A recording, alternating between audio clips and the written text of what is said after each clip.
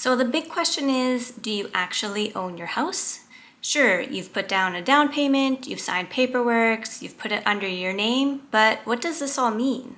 Today we will be discussing if you actually own your house and what does it mean to own a house. For anyone who doesn't own a house but has been thinking about getting into the market, maybe this will help you to decide. So here's a story about me and my interest in the housing market and kind of where I am with it now.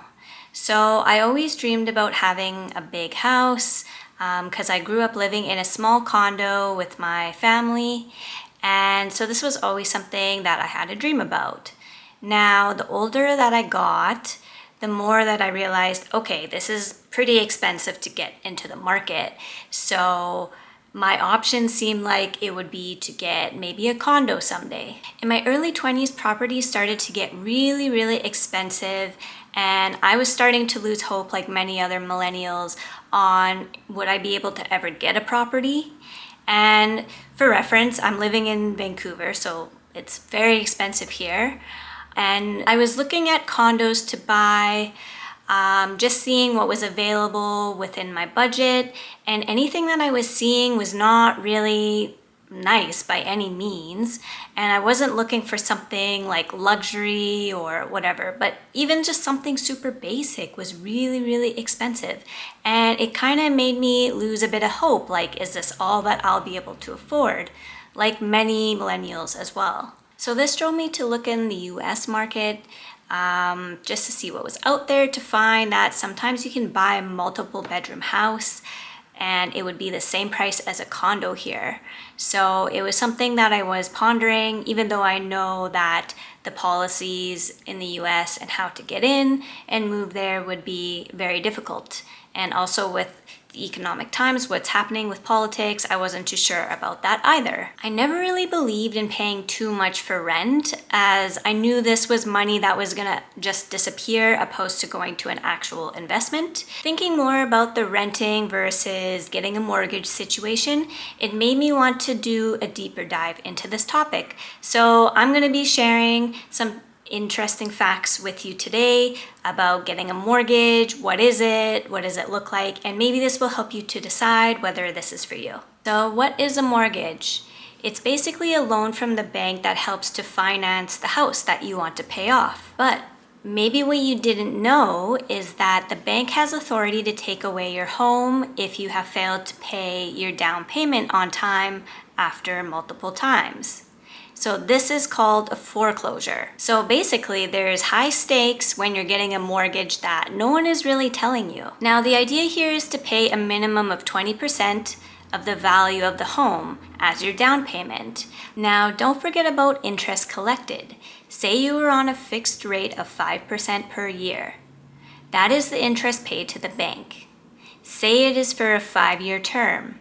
That is how long you are locked in regardless of the interest rates. Now, you can also get a variable rate, but if the market is going against your favor, the rate can rise. I personally think getting a fixed rate is the better option, though in Canada it's not as good as the US because the fixed rate, the maximum term you can get is a 10-year versus the US, it's a 30-year term. And lastly, there is the duration. So say you're doing your mortgage for a 30-year term, which is how long it's going to take you to pay it off.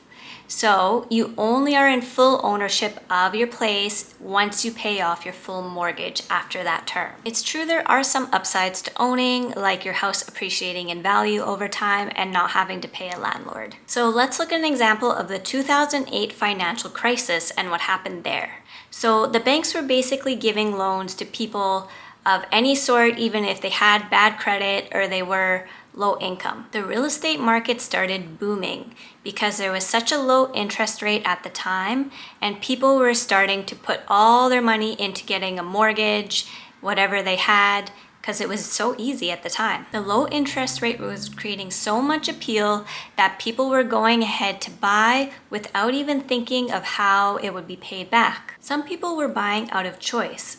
But then there was other people who were sold to by loan companies. Some signed papers changing their mortgage from a fixed rate to a variable rate, which would later become an issue for them when the stock market started to crash. Loan companies were hunting for money, and they knew it lied in the houses of Americans, so that's why they were targeting them. And this is how the whole issue started. So it really was very criminal. There were even payouts happening under the table for people losing their homes, so it became almost like a betting system. When the market got out of hand, supply started to outweigh the demand, and housing prices declined rapidly. This became difficult for a lot of home buyers trying to refinance or sell their homes. The investment banks stopped buying mortgages from lenders. They started to go bankrupt. Insurance companies stopped payouts. Investors took all their money out of the market, causing a crash. People started losing their jobs and houses. It was the greed of the investment banks and insurance companies that caused the whole issue.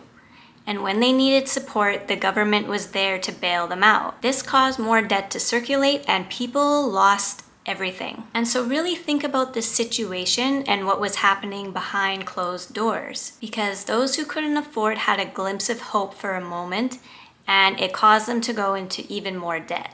As they say, the rich get richer and the poor get poorer. And this is an exact example of this. So what does housing and getting a mortgage look like today? The Dodd-Frank Act was created in 2010 to add regulations to the banks to avoid risky lending to those with low credit scores and unstable incomes. This is to avoid another crash and make it harder to qualify for a mortgage. A low supply of housing after the crash had long-term effects, but now it's starting to gain traction in certain cities where there is more supply. People are becoming cautious to buy, and in ways that they're either putting down a larger down payment or they're deciding to not buy at all. Investors are buying up rental properties, making it harder to buy. When interest rates are high and mortgage rates are high, a drop has to happen. So if a mortgage is of interest to you, now that you know what a mortgage is, here are 5 tips to keep in mind when buying property. Tip number 1, try to save as much as possible. Ways you can do this is by creating a budget sheet for yourself. Also asking yourself if what you're wanting to buy is a want or a need. Tip number 2, don't spend too much on rent. I see people who are constantly trying to look for rental places that are luxury, that cost way too much money, and honestly, it's just not necessary to do that. In my early 20s, I used to rent with 3 other roommates and pay around $600 to $750 Canadian for a big house, which we would split the rent. So that's how much I was paying for myself. And that was a great way to save money for a big investment later. People may say, don't rent, just buy.